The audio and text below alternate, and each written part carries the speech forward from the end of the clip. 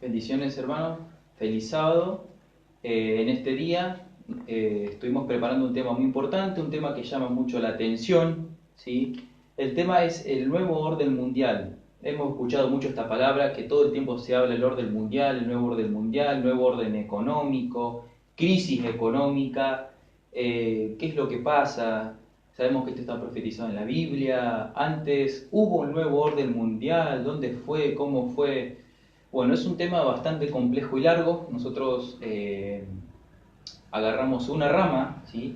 Que es cómo la iglesia, la religión, obviamente con el Estado y el protestantismo apóstata, va a buscar la forma de generar ese nuevo orden mundial. ¿Sí? Sabemos los tres poderes demoníacos, como está escrito en la Biblia, ¿verdad? En su santa palabra. Pero bueno, ahora lo que vamos a empezar va a ser con esta primera entrega. Vamos a seguir en una serie de entregas. También vamos a hablar un poco más sobre todo el tema de los jesuitas y otras organizaciones que han estado detrás de todo esto para poder generar una hegemonía. Sí, y el primer punto es el nuevo orden mundial. ¿Qué es el nuevo orden mundial? ¿Por qué es tan nombrado? ¿Y qué tiene de especial este nuevo orden mundial? ¿Cómo se logrará? Y bueno, el primer ejemplo que vamos a tener ahora, ¿sí? Lo podemos escuchar y encontrar en la palabra de Dios, así como lo escuchamos, hermano, y se encuentra en Génesis 11, del 1 al 6, el cual dice, y era toda la tierra una lengua y una misma palabra, y aconteció que como se partieron de oriente y hallaron una vega, una llanura sería, una tierra del Sinar, y dijeron unos a los otros, vayan y hagamos ladrillos y cosámoslos con fuego. Y fuese el ladrillo en lugar de piedra y el betún en lugar de mezcla. Y dijeron, vamos, edifiquemos una ciudad y una torre, cuya cúspide llega al cielo, y hagámonos un nombre, por el que si él fuere esparcido sobre la faz de la tierra, sobre la faz de la tierra. Y descendió Jehová para ver la ciudad y la torre que edificarían los hijos de los hombres. Y Jehová he aquí, dijo, el pueblo es uno y todos tienen una misma lengua. No olvidemos esta, todos tienen una misma lengua. Y comenzaron la obra y nada los retraerá ahora de cesar lo que están pensando hacer. Esto es muy importante recalcar porque todos hablan de una unidad. Acá habla de una unidad. Esto podríamos llamarlo el nuevo orden mundial del Antiguo Testamento, de la antigua humanidad o del comienzo de la humanidad. Pero vamos a ver cómo se desarrolla y todo calza a la perfección como vamos a ver en la antigua Babel. Y el 7 dice, y ahora pues descendamos y confundamos allí sus lenguas, para que ninguno entienda lo que habla su compañero. Y seguimos diciendo que claramente fueron esparcidos sobre la faz de la tierra. Sabemos que se han generado todas las naciones. Y el versículo 9 dice, por eso aquel lugar fue llamado Babel, que significa confusión, porque Dios confundió los idiomas. ¿Sí? Eso lo tenemos todos a la perfección. Bueno, de ahí dicen de Babilonia, ¿no? Sabemos que en Apocalipsis, en el futuro, en la actualidad, hay alguien que se llama Babilonia, ¿sí? La Babel. Eso lo vamos a ver ahora a continuación. Bueno, y vamos a continuar a lo largo de la historia, porque sabemos que la Biblia es un libro histórico, y podemos continuar con la palabra justamente ecumenismo y nuevo orden mundial, cómo todo coincide. ¿Sí? Ahora vamos a partir de la base, ¿qué es ecumenismo? ¿Sí? Ecumenismo es una tendencia o movimiento, ¿sí? Sacado del diccionario de Wikipedia, todos lo pueden buscar, de unidad, tal cual como en la Babilonia, todos tenían el mismo sentir y un pensar, es decir, una misma unidad. Ahora, acá lo que se busca en el ecumenismo es la unidad de los cristianos, es decir, una unidad de distintas confesiones, religiones cristianas del antiguo griego, por ejemplo. La palabra viene, que se pronuncia oikoumene, que al pronunciarla de forma moderna se pronuncia ikumení, tierra habitada significa. Tal como se escribe en Babilonia, en aquel tiempo de la historia se repite nuevamente, es decir, se intenta unir a toda una población bajo un mismo lema. Obviamente sabemos que la tierra está superpoblada, ¿verdad? Pero se intenta unir a una religión en un mismo sentir, en un mismo pensar. Y ahora vamos a ir viendo cuál es ese mismo pensar y cuál es ese mismo sentir, ¿sí? Acordémonos la palabra una tierra y acordémonos de la palabra una misma lengua. ¿Cuál va a ser esa misma lengua? y se habla en la historia romana, se le llamó ecúmene al Imperio Romano, le llamaba a toda la totalidad de las tierras conquistadas. Esto significa que Roma, la Roma papal, reunía a todas las religiones bajo su poder en la antigüedad, en su territorio. Es decir, la antigua Roma en su territorio reunía a todas las civilizaciones capturadas, entonces a eso le llamaba ecumenismo. Hoy si lo vemos con distintas dogmas, distintos imposiciones como el domingo, leyes dominicales, sabemos que quiere reunir todo esto, pero ¿cómo lo vamos a desarrollar ahora? Bueno, esto es, pero ¿qué significa en la historia el curso este que está tomando todo? La Iglesia romana entró en apostasía, ¿sí? Mezclando falsas doctrinas con verdad. Eso lo sabemos obviamente por la palabra de Dios. Entonces se dispersó, quebró, cayó esa antigua iglesia y empezaron a salir sus hijas, empezaron a salir nuevas denominaciones. Eso lo sabemos todos, ¿verdad? Por la historia y por la palabra de Dios. Pero pasó algo en el 325 en un concilio llamado el Concilio de Niceas, ¿sí? Que sabemos que era un emperador romano de la época de Constantino, el cual adoptaron doctrinas paganas, como por ejemplo el domingo, ¿sí? La adoración de santos, y bueno, no vamos a extendernos porque nos alargaríamos. Sabemos que adoptaron falsas doctrinas, ¿sí?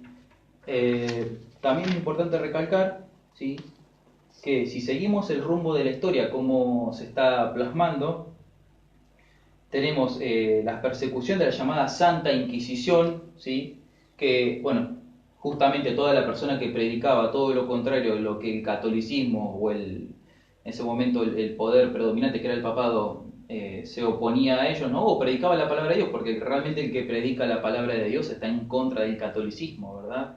En contra de la bestia, que sabemos que es el sistema papal.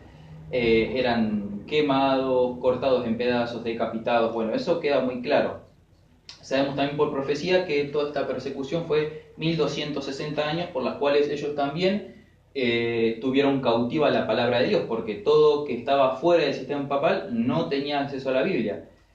Bueno, en todo ese sistema, en toda esa confusión, toda esa cautividad de la palabra de Dios que tenían, si seguimos avanzando a lo largo de la historia, surge alguien muy importante, ¿sí? Un protestante muy importante, al margen de Juan Hus como hubo otros, nació el protestante, salió del mismo seno de la Iglesia Católica, Martín Lutero, ¿sí?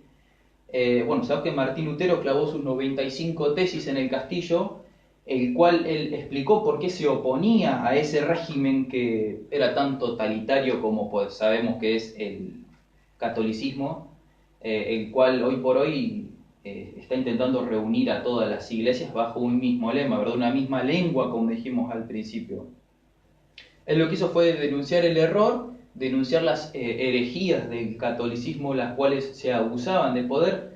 Sabemos el tema de indulgencias, el tema de la adoración a los santos, etc., ¿no? Entre esas, el domingo, que sabemos que es una falsa adoración, y va a ser conflicto hasta el final del domingo. Eso lo tenemos bien claro. Bueno, él lo que hizo fue directamente pasear, darle un paseo a todos los doctores, famosos doctores de la ley católicos, los cuales no pudieron refutar con la palabra de Dios sus 95 tesis. Bueno, quisieron matarlo, no pudieron porque hubo un poder político que los defendieron, que fueron muchos príncipes en ese momento, bueno, de la que sería la actual Alemania.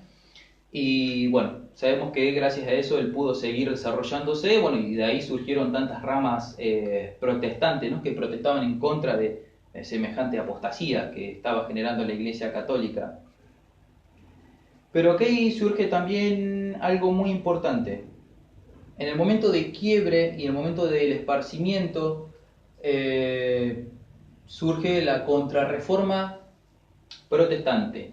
La Contrarreforma Protestante fue un movimiento organizado por alguien llamado Ignacio de Loyola, el cual fue, por así decirlo de una manera, solicitado por el sistema papal. ¿Cuál era el inconveniente? El inconveniente es que era la Reforma Protestante estaba expandiéndose de forma como fuego en la paja, si se puede decir de una manera. Es impresionante, nadie lo podía tener. ¿Cuál era la manera? Infiltrarse mediante organizaciones secretas, ejemplo, los jesuitas, y torcer la verdadera doctrina, la doctrina pura, llevarla e ir cambiándola, ir modificando y ir introduciendo doctrinas falsas, ¿sí? ¿Quién es Ignacio de Loyola? Ignacio de Loyola, bueno, fue el fundador de la Compañía de Jesús, que realmente él no era un clérigo, sino era realmente un militar, que después se hizo clérigo, pero siguió pensando como militar porque sus estrategias, sus herejías y su matanza era propia de un militar. Fue un militar que luego se hizo religioso, un líder el cual luchó con devoción contra la reforma protestante. Su devoción hacia la Iglesia Católica se caracterizó por la obediencia absoluta al Papa. Escucharon, por su obediencia absoluta al Papa. Esto tranquilamente se puede googlear esta información. Es decir, en ninguna parte de las Sagradas Escrituras, Santa Palabra de Dios, dice que hay que tener obligación de seguir al Papa.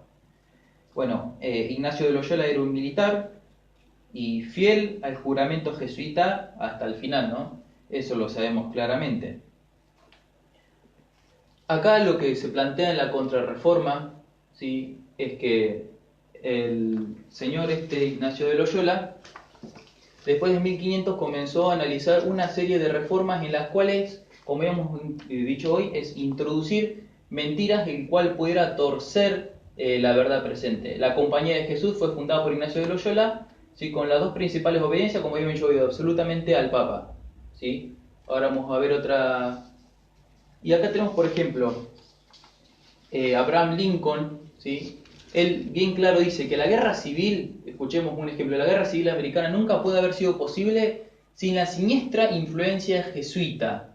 Escritos de Abraham Lincoln que, bueno, se pueden ver en su biografía. Es decir, esto nos lleva al punto de lo siniestro que pueden ser la orden jesuita, la cual busca separar al mundo de la verdad y unirlos bajo un mismo sentir. La próxima. Bueno, podemos ver también Napoleón Bonaparte, un claro ejemplo de un gran conquistador, un gran jefe militar, ¿no? Él dice bien claro, ¿sí? Dice, los jesuitas son una organización militar, no una orden religiosa. Su jefe es un general del ejército, no un mero abad de un monasterio, y el objeto de su organización es el poder.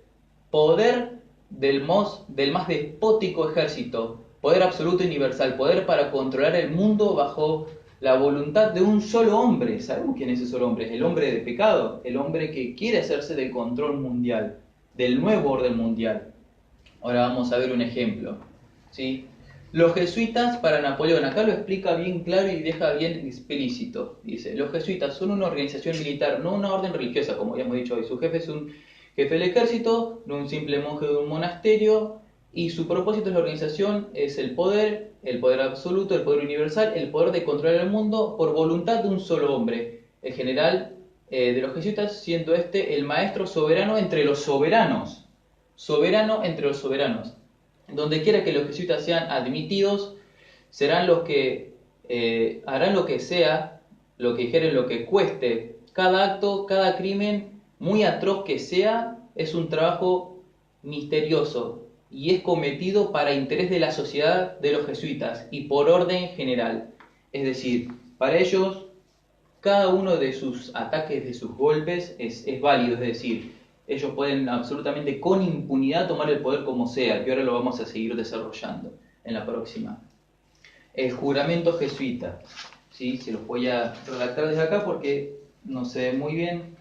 El juramento jesuita. El juramento jesuita dice: yo ahora en el presente del Dios omnipotente y en la bendita Virgen María, del bendito San Juan Bautista, de los santos apóstoles Pedro y Pablo, de todos los santos de la milicia celestial, y a vos, mi Padre Santo Espiritual, Superior General de la Sociedad de Jesús, fundada por San Ignacio de Loyola, bajo el pontificado de Juan Pablo III, prometo, escuchen esto, declaro que haré siempre lo que se me presenta en la oportunidad, una guerra sin cuartel, secreta y abiertamente, contra todos los herejes protestantes, de la manera y de la forma que nos indiquen, es decir, que hay alguien que está mandando, para extirparlos de la faz de la tierra. Para esto no tendré en cuenta ni edad, ni sexo, ni condición. Ahorcaré, quemaré, consumiré, despedazaré, sepultaré vivos a todos los herejes infames. Esas son palabras del juramento jesuita,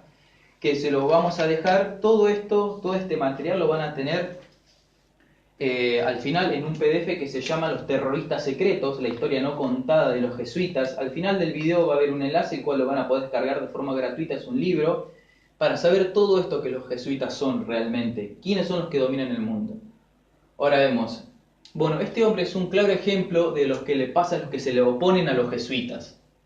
Este hombre es Juan Pablo I, ¿sí? Él cuando ingresó vio lo déspota del poder jesuita y ¿qué es lo que intentó? Callarlo, cerrar esa orden. Bueno, ahí claramente está en el cajón, eso fue lo que le pasó por oponerse. Un mismo papa fue matado por sus compañeros jesuitas, ¿no?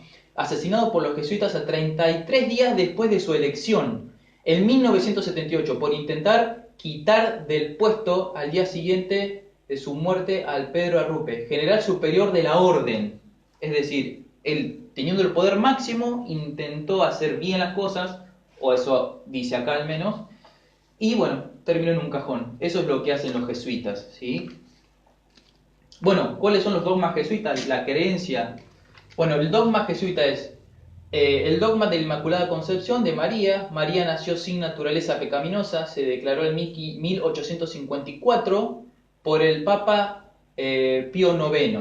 Es totalmente una blasfemia, sabemos que María fue pecadora, fue una mujer seleccionada por Dios, está escrito, pero cometió después pecados como todos los otros, porque sabemos que está escrito que Jesús tuvo más hermanos, o sea que no fue santa, ¿sí? Fue santa al momento tal vez de generar a Jesús, pero después no fue absolutamente santa y está en la Santa Escritura, lo dicho, ¿verdad? La infalibilidad papal se decretó en el Concilio del Vaticano de 1870, es decir, el Papa es el dueño de absolutamente todo. Si el Papa dice que hay que matar, se mata. Si el Papa dice que vive, se vive. Lo que el Papa dice es Dios. El Papa es Dios. Eso es lo que quieren decir con que el Papa tiene todo el derecho. Después dice, el dogma de la Asunción de la Virgen María fue declarado por el Papa Pío XII en 1950. Es decir, que María actualmente está en el cielo e intercede. Sabemos que no, que entre solamente un hombre intercede. Jesucristo hombre, ¿no? Entre Dios y el hombre, solo intercesor, está escrito también. Pasamos a la próxima. Bueno, y esto es muy importante porque es la primera vez en la historia de la humanidad, del Vaticano, que hay un hombre, el hombre de pecado, el hombre de la perdición, como está escrito, ¿no?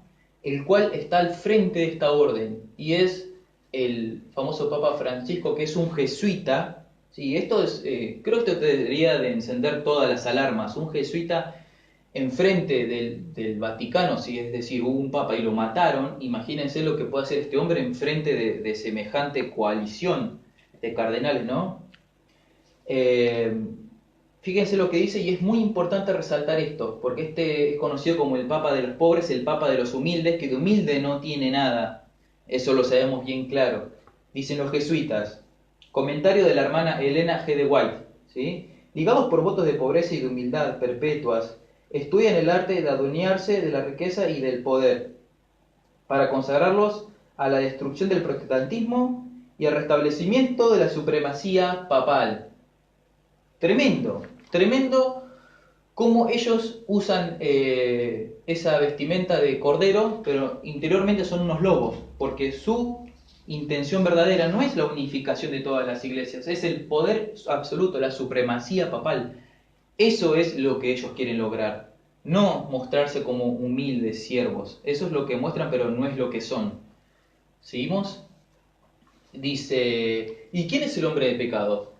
Eso es lo bueno, que la palabra de Dios nos puede revelar quién es el hombre de pecado.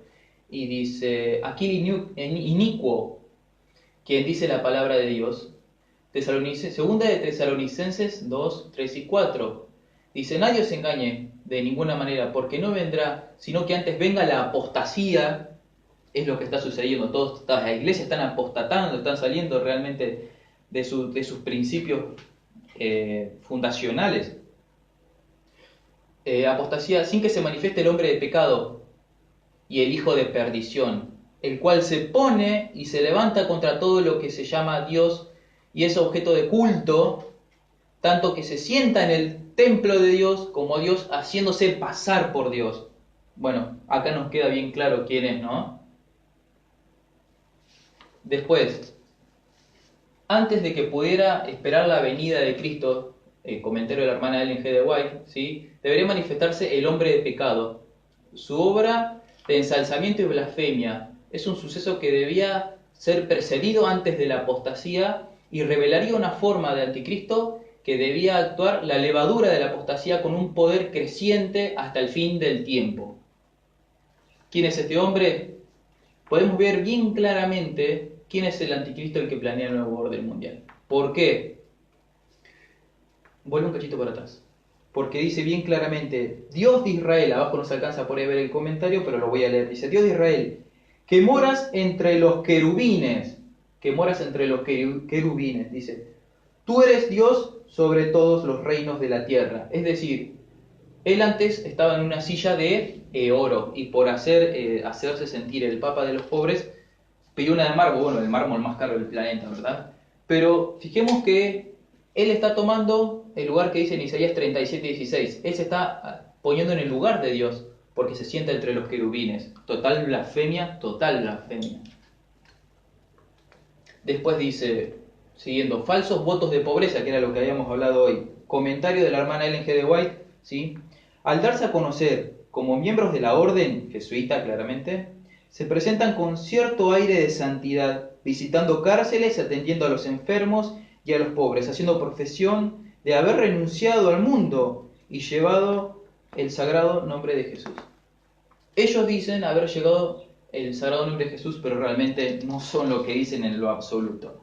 Acá podemos ver un claro ejemplo de cómo se empieza a formar la imagen de la bestia y de cómo se empieza a ver cuál es el interés real, cuál es la unión que ellos quieren lograr de aquella antigua Babilonia, la cual Dios perturbó sus idiomas y no pudieron, a cómo quieren generar esta imagen nuevamente.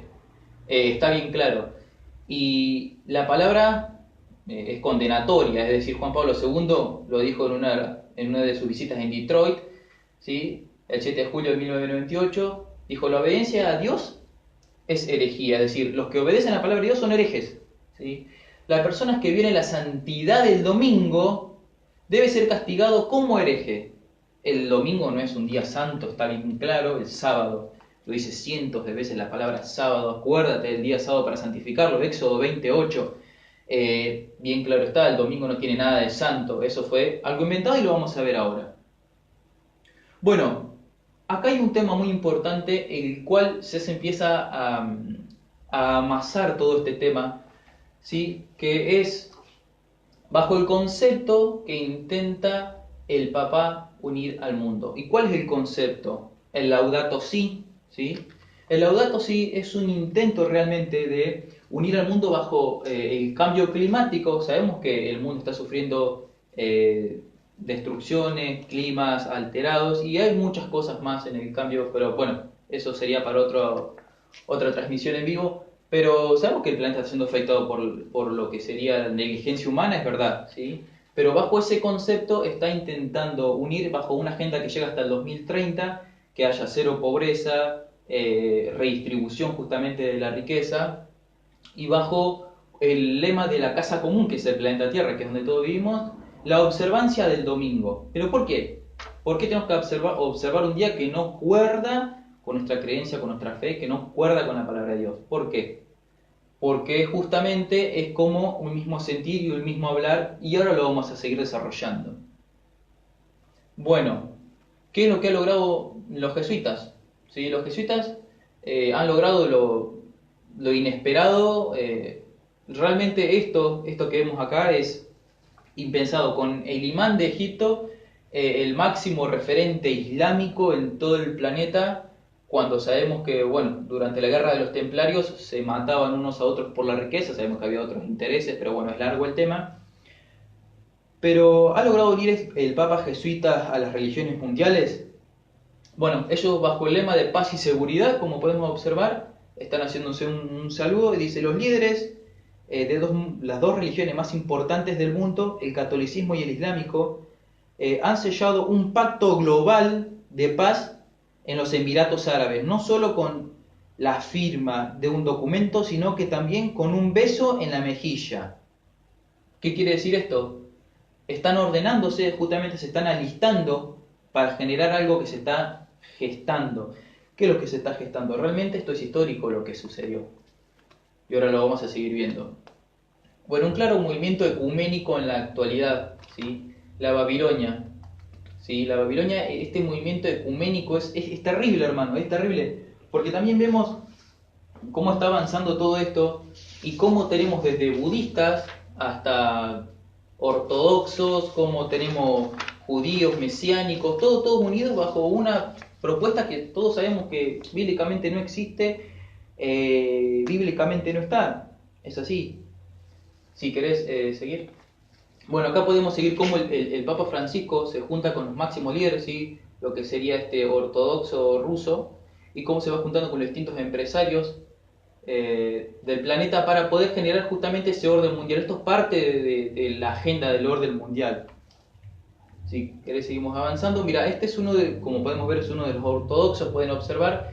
Después dice, de 1000 años de enemistad con los ortodoxos católicos.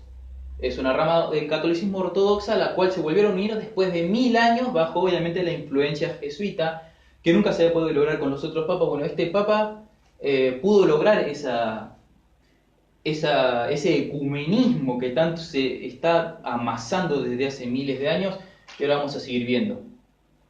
Bueno, esto es impensado ante las Naciones Unidas, el Papa Francisco hablando ante el planeta, ¿sí? El cual fue aplaudido de pie. Es terrible ver semejante unión cuando sabemos que justamente en la antigua Babilonia, cuando había una lengua y un mismo sentir, un mismo pensar, en la cual se quería construir una torre, bueno, acá lo que se está construyendo es lo mismo, nada más que no en estado físico, sino podemos ver realmente una construcción de cómo se está intentando llegar a un nuevo orden. Esto lo deja bien claro desde un principio. Dice, ¿está mal que todas las religiones se unan en un bien común? La razón y el sentido común requieren de la aceptación de una de estas alternativas. O bien el protestantismo y la observancia del sábado, bien claro está, o el catolicismo y la observancia del Santo Domingo. Catholic Mirror, 23 de diciembre de 1893. ¿Qué significa esto? Ellos mismos dicen, o estás a favor o estás en contra. Eso es lo que ellos realmente quieren introducir en esta palabra. Es decir, estás realmente del lado acertado con la observancia de Dios, su palabra, o estás de nuestro lado, no hay lado medio. Eso es lo que ellos quieren decir con todo esto. Seguimos en la próxima.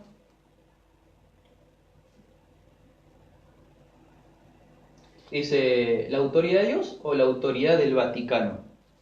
Esto es muy importante que podamos entender qué significa este título, ¿sí? Y qué es el domingo realmente para el sistema papal, para el catolicismo. ¿Qué es lo que es? Dice, el domingo es nuestra marca, dicho por ellos, es nuestra marca de autoridad de la Iglesia, por encima de la Biblia y la transferencia de la observancia del sábado al domingo. Es una prueba de este hecho.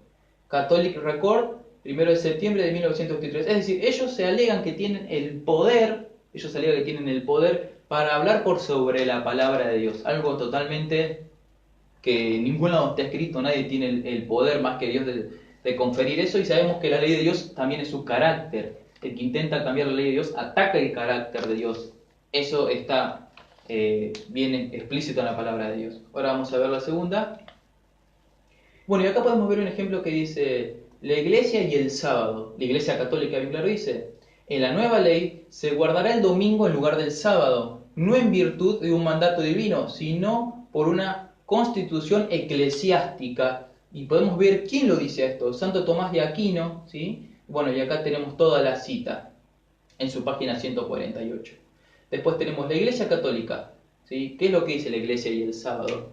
Usted puede leer la Biblia de Génesis al Apocalipsis y no encontrar ni una línea autorizada a la santificación del domingo que la Escritura obliga a la observancia religiosa de él. El sábado es el día de reposo que nunca santificamos. ¿Qué quiere decir? Que ellos nunca van a santificar el sábado porque su día es el domingo. ¿Seguimos? Bueno, la Iglesia Católica bien clara dice, ¿no? El domingo es nuestra marca de autoridad. La Iglesia está sobre la Biblia, dicen ellos. Y la transferencia de la observancia del Santo Sábado Es una prueba de hecho, o sea, nosotros tenemos el poder de observar todo lo que queramos, de hacer todo lo que queramos. Vamos a cambiar el sábado porque queremos y tenemos el poder. Nosotros tenemos el poder. Somos la región más poderosa del planeta, por eso lo vamos a hacer. Hay de los que se opongan a Dios, ¿verdad? Hay de los que se opongan a Dios. Iglesia presbiteriana. ¿Qué es lo que es la iglesia presbiteriana? No existe ni la más mínima evidencia de que nuestro Señor y sus discípulos respetaran o enseñaran a otros a respetar el primer día de la semana. Sabemos que el primer día de la semana obviamente es el domingo, no existe nada. Las distintas denominaciones lo van diciendo. Instituto Bíblico Modi, bien claro dice, el sábado era una obligación en el Edén y ha estado en vigor desde entonces. Este cuarto mandamiento coincide con la palabra acuérdate. En Éxodo 28, acuérdate del día sábado para santificarlo. Acuérdate, vuelven a repetir. Que muestra que el sábado ya existía cuando Dios escribió la ley sobre las tablas de piedra en el Sinaí. ¿Cómo pueden los hombres afirmar que este mandamiento ha sido eliminado cuando se admiten que los otros 9 están todavía en vigencia? Claro, es una locura, porque vos me decís que eliminas uno, pero el otro está en vigencia. Entonces, o sea, Dios modifica los mandamientos cuando quiere. Dios tiene ganas de modificar algo, lo modifica. No, claramente dice, yo soy eterno, dice Dios en toda su palabra, ¿verdad? Y acá tenemos Iglesia Bautista. Iglesia Bautista. Se dirá, sin embargo, y con cierto aire de triunfo, que el sábado fue transferido del séptimo día al primer día de la semana. ¿Dónde puede hallarse y registrada esta transferencia? No en el Nuevo Testamento, absolutamente no. Sabemos que menos en el Antiguo Testamento. Es una total falacia que ha metido el catolicismo durante todo el tiempo. Iglesia metodista, podemos encontrar la iglesia metodista. El sábado en el lenguaje hebreo significa descanso y el séptimo día de la semana debe confesarse que no existe una ley del Nuevo Testamento que comience al primer día. Es decir, lo que ellos hablan es que no existe ninguna transferencia. Lo dicen los metodistas. Podemos ver la siguiente imagen. Bueno, y acá algo muy importante que también, como recalcamos que en muchísimas encíclicas papales lo vienen diciendo, ellos hablan de su marca personal. Si los protestantes siguieran la Biblia, adorarían a Dios en el día sábado. Al guardar el domingo, siguen una ley de la Iglesia Católica. ¿Sí? Albert Smith, sabemos que es un canciller en Baltimore, sigue una respuesta a un cardenal que le había hecho el 10 de febrero de 1920. Y bueno, y así tenemos cientos de veces. ¿Sí? Bueno, y acá vemos al Papa Benedicto en su momento haciendo hincapié justamente sobre el día de reposo. Y él mismo reconoce que ellos cambiaron el día de reposo, y que el día de reposo realmente es el sábado, pero ellos lo cambiaron. Bueno, ahora lo vamos a observar claramente en este video. El sábado es el séptimo día de la semana. Después de 6 días en los que el hombre participa en cierto modo del trabajo de la creación de Dios, al lavoro della creazione di Dio, el sábado es el día del descanso. El sábado, el séptimo día, es sustituido ahora por el primer día. Como día de la asamblea litúrgica, es el día del encuentro con Dios mediante Jesucristo, el cual en el primer día, el domingo, se encontró con los suyos como resucitado, después de que hallaran vacío el sepulcro. La estructura de la semana se ha invertido. Ya no se dirige hacia el séptimo día para participar en él del reposo de Dios. Inicia con el primer día.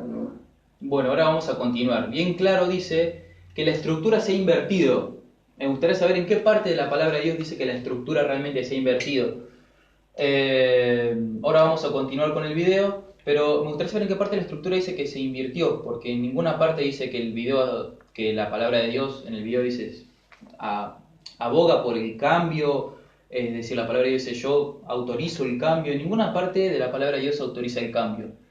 Ahora vamos a seguir viendo el video y él mismo dice de que en su encíclica, cuando uno entra dentro del catolicismo, ellos vuelven a reconocer nuevamente de que es un falso día de adoración. Ahora vamos a seguir viendo el video. El anterior no.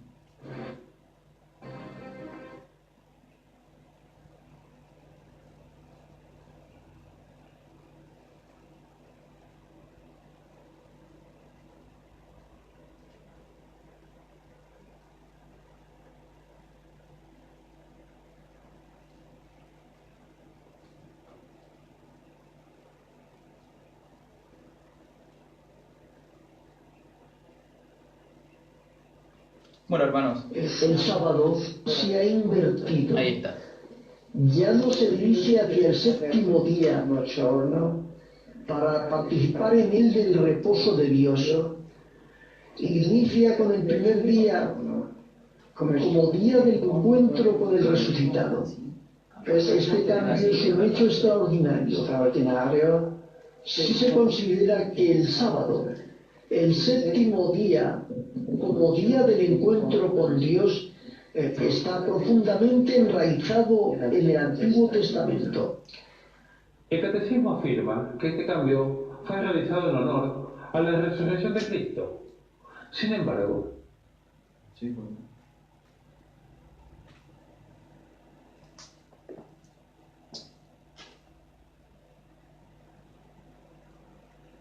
Bueno, hermanos, ahí bien claro este hombre estaba diciendo, ¿no? Tantas mentiras que el cambio fue realizado.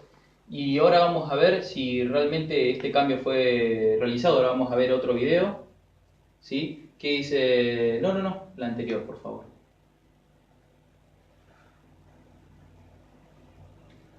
Vamos a ver si es verdad lo que él dice, ¿no? Que dice la unión, esta unión trae paz y seguridad. Ellos hablan justamente de que la unión trae paz y seguridad, de que esta unión es para el bienestar de la humanidad, de que esta unión es justamente por un bien común. Siempre hablan buscan el lado emotivo, buscan tocar la sensibilidad humana, hablan de un día para la familia, el domingo, sabemos que no es el sábado, pero por costumbre, por tradición, el domingo ellos lo imponen por costumbre. Y ellos hablan siempre de la paz, de la unión entre el Estado y Iglesia. Sabemos que eso totalmente tiene que ser aparte, Estado e Iglesia. Pero bueno, acá bien claro dice en 1 de Tesalonicenses 5:3: y cuando oigan paz y seguridad, entonces vendrá sobre ellos destrucción repentina, como de los dolores de la mujer encinta, y no escaparán. Esto bien claro dice en su palabra, lo podemos observar. ¿Qué significa esto? Significa realmente de que en ninguna parte de la palabra de Dios habla de que la paz va a seguir, es decir, Jesús dijo mismo, yo vine a traer espada, no vine a traer paz. Entonces esto deja bien claro cuál es el fin de esta orden jesuita. Bueno, este cardenal no es jesuita, pero vamos a seguir viendo cómo todo esto se va manejando.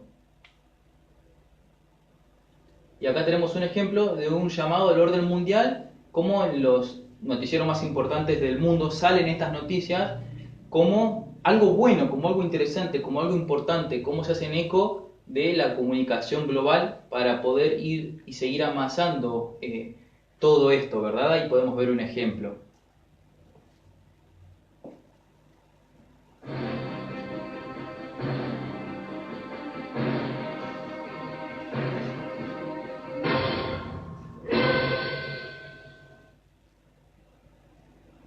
El Papa Francisco pide un gobierno mundial para salvar a la humanidad.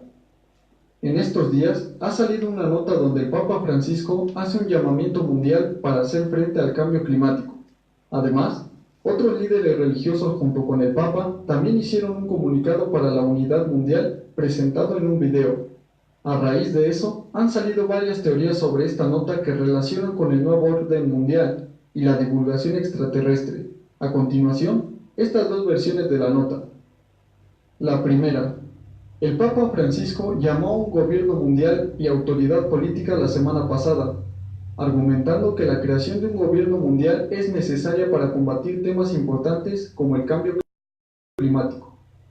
El Papa Francisco llamará a esta semana a cambios en los estilos de vida y el consumo de energía para evitar la destrucción sin precedentes del ecosistema antes de finales de este siglo, según un borrador escurrido en una encíclica papal. En un documento publicado por una revista italiana el lunes pasado, el pontífice advertirá que el fracaso de actuar tendría graves consecuencias para todos nosotros. Francisco también pidió una nueva autoridad política mundial encargada de abordar la reducción de la contaminación y el desarrollo de los países y regiones pobres. Tenemos bien claro lo que dijo, pide una nueva autoridad mundial. Bien claro dice, lo pide como algo bueno. ¿Por qué? Porque meten en el medio el desarrollo sostenible, meten en el medio que los países pobres puedan tener, alimentos, que todo es lo que queremos. Sabemos que hasta el fin de los tiempos va a haber pobres, está en Apocalipsis, no va a haber pobres, va a haber ricos. Pero deja bien claro justamente cuál es el fin, una nueva autoridad mundial. Lo dice con palabras lindas, como por ejemplo en el Laudato Si, ¿no? La casa común, pero lo dice con palabras lindas, pero estas palabras lindas sabemos que están llenas de veneno realmente. Y ahora vamos a ver otro ejemplo más.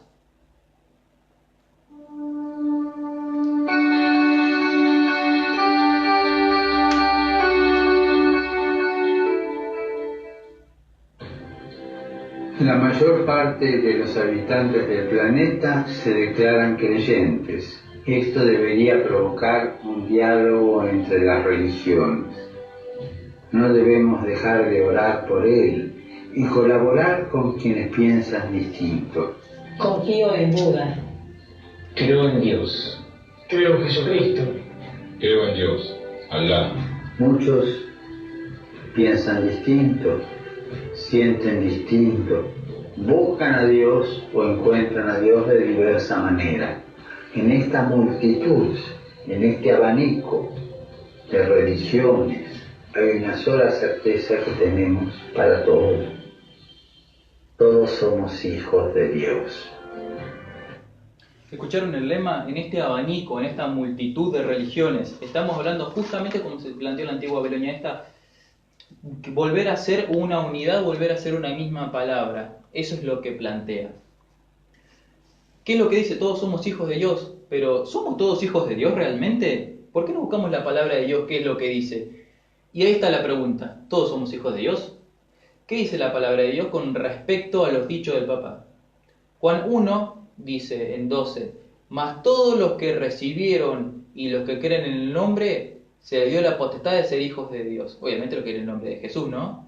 Los cuales no son engendrados de sangre, ni de voluntad de carne, ni de voluntad de varón, sino de Dios. ¿Qué significa? Es decir, vos no podés venir a decir que un budista es de Dios, ¿sí? No puedes decir que un árabe, que justamente en el Corán, en su sector, la sura, que es uno de los versículos nuestros, habla de hacerle guerra, de matar a los cristianos. No puedes decir que es hijo de Dios, del Dios verdadero, ¿verdad? ¿No? De Dios de este siglo, que es el diablo, sí, seguramente hay muchos que lo son, ¿no? Como otro fiel que tal vez no, pero bien claro está. Acá tenemos un ejemplo, ¿sí?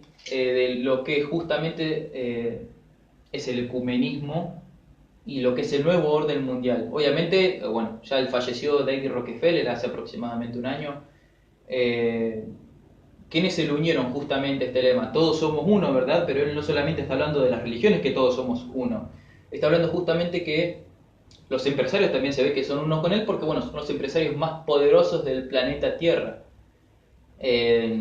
La élite del mundo, la élite global, la élite poderosa, ¿sí? Y cómo él se inclina ante los Rothschild, Henry Kissinger, ¿sí? Podemos ver, y obviamente David Rockefeller, los hombres totalmente más poderosos del planeta actualmente, sirviéndole. Así tal vez él sea su delegado, su servidor, pero sabemos que tarde o temprano todo eso se va a invertir. Esas son las personas por las cuales él se une y por las personas por las cuales él quiere hacer ese nuevo orden mundial. Obviamente necesita dinero, necesita poder, más del que tiene, y justamente la orden jesuita es un orden que quiere poder del más déspota, poder. Estos hombres le van a otorgar poder, evidentemente.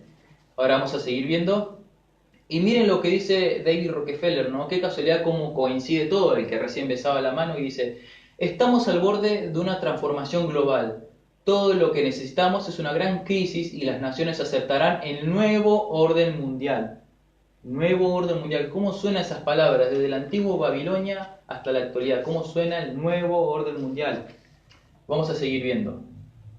Y dice, ¿y cuál es el destino de la Gran Babilonia? ¿No? Pues sabemos que la Gran Babilonia, la confusión, la gran ramera, ¿sí? Apocalipsis 18:23 dice: luz de lámpara no alumbrarás más en ti, ni voz de esposo y de esposa se oirá más de ti, porque tus mercaderes eran los grandes de la tierra, pues tus hechicerías fueron engañadas a todas las naciones. Vemos que dejar bien claro, tus mercaderes eran los más grandes de la tierra, los empresarios más grandes de la tierra eran los que pertenecían y apoyaban este movimiento ecuménico, pues tú por tus hechicerías, sabemos que bajo distintos movimientos han sido llevados, arrastrados hacia el movimiento jesuita. Es más, hay un libro que fue escrito por el mismo sistema Vaticano, cuando hubo unas rebeliones internas, que habla justamente de las violaciones que hubo dentro del Vaticano, y justamente que ahí se vive el mismo espiritismo, un libro escrito por ellos.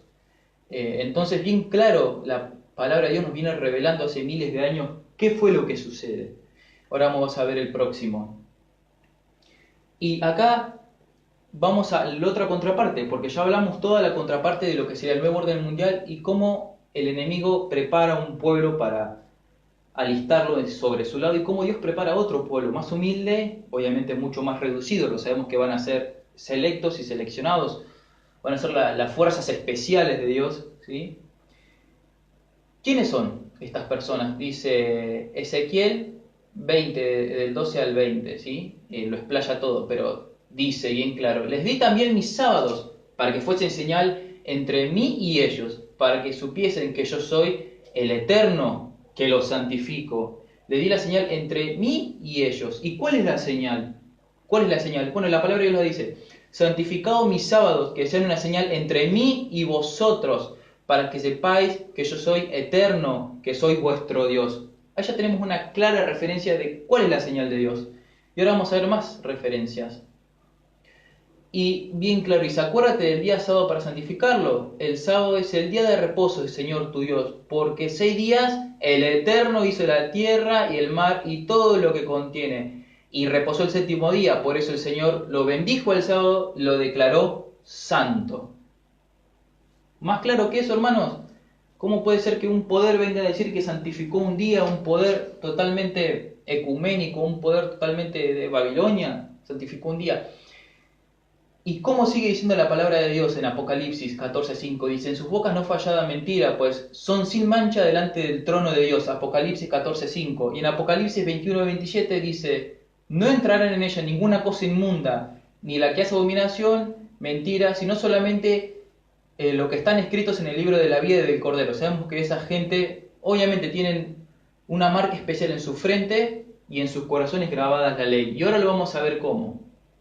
Dice Isaías 8:16: alta es el testimonio, séllalo entre mis discípulos. Estas palabras que te mando hoy estaré sobre tu corazón, que estarán sobre tu corazón. Las atarás en tu mano por señal y las tendrás en tu mente y en tus ojos, como marca en tu frente. Justamente Deuteronomio 6 del 6 al 8, es decir, es una marca personal, los mandamientos, la palabra de Dios en su frente, en su corazón, en sus pensamientos. Eso es lo que hace referencia. No andar con una tabla en el frente de una vivienda, sino una marca especial. Y ahora vamos a ver cómo se relaciona con el Antiguo Testamento. El anterior, por favor. Dice: pondré mis leyes en la mente de ellos y las escribiré en su corazón, y seré su Dios y ellos serán mi pueblo. Hebreo 8:10. Ellos serán mi pueblo y yo escribiré. Ahora vamos a ver la próxima. Y acá tenemos un claro ejemplo de cuando Dios iba a destruir el pueblo egipcio. ¿Qué fue lo que pasó? ¿Qué fue exactamente lo que pasó? Y bueno, ahí tenemos un claro ejemplo. Dice: esto se pondrá en armonía con la santa ley de Dios. Sobre cada justo del pueblo de Dios se colgará una marca, tan ciertamente como en los tiempos pasados se puso una señal sobre las puertas de los hogares de los hebreos que perseveran en el pueblo, en la ruina general. Es decir, como pasó en el antiguo Israel que estaba cautivo en el pueblo egipcio, se pondrá una marca sobre el frente, justamente, valga la redundancia, sobre el frente, para realmente saber quiénes son los hijos, quiénes son los fieles, quiénes son los que creen. Y también les di mis sábados, como habíamos dicho hoy en Ezequiel 20:12, para que sepáis que son por señal entre mí y ellos, para que sepáis que yo soy Jehová que os santifico. ¿Sí? Vamos a ver la próxima. Bueno, acá, hermanos, le vamos a dejar a la descripción un PDF que se llama Terroristas Secretos. Está muy bueno porque va a tratar sobre todo lo que es el ecumenismo, el gran engaño y cómo los jesuitas vienen tramando esto desde hace años. Esto es un movimiento que viene avanzando muy fuertemente en todo el planeta. Sabemos que el Papa Francisco es un papa jesuita, la orden jesuita, la orden más sanguinaria, más déspota, más poderosa del planeta. Lo pudimos ver.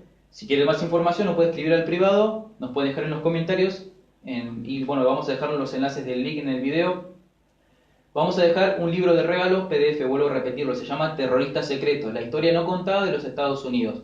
Así que esperamos que se comuniquen y bueno, cualquier duda o consulta estamos a disposición. Vamos a seguir sacando y desarrollando temas sobre esta orden jesuita y sobre cómo es este nuevo orden mundial que se trama. No pudimos hacer hoy a la mañana este video por una cuestión de que son muchísimos temas y estamos dividiendo varios temas, pero vamos a seguir una continuación y una seguidilla de todo esto. Bendiciones y esperemos que les sea totalmente de sabiduría y entendimiento y bueno, con mucha oración esto va a poder ser comprendido y a la palabra de Dios. Bendiciones.